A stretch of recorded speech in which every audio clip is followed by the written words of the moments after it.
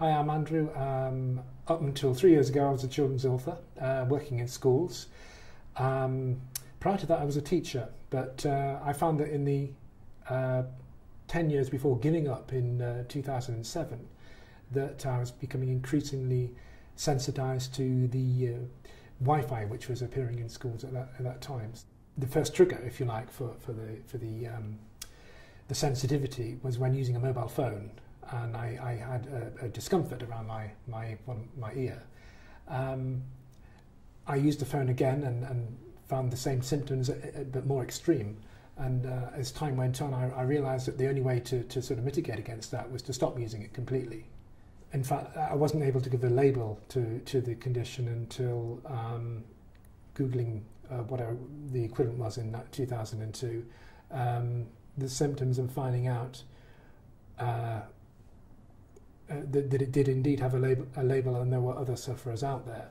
And the problem with having so many varied symptoms is that it's very difficult then to get people to tie it down and say, and that's understandable, that yes, this is a condition we can recognise. And equally, different people have different triggers. If it was as easy as setting up a Wi-Fi in a room and walking people through the doors and saying, you've got it, you haven't, you've got it, you haven't, then we would be fine. But it is a very complex set of scenarios, as it has proven to be in all complex diseases over the last sort of century.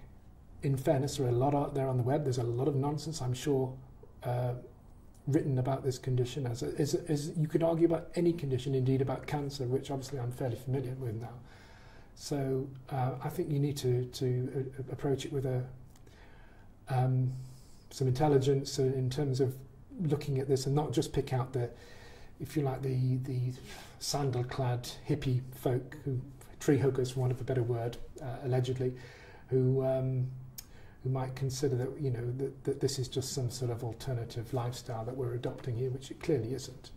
To be fair, if I were in, if you like, your position, or that of the, you know, the vast majority of people, I would be extremely sceptical. I'm naturally a skeptic, but I would like people to take stock and look at the growing number of people out there who are claiming to have these symptoms, and for whom their lives, their modern lifestyles are holding them prisoner in their own homes often.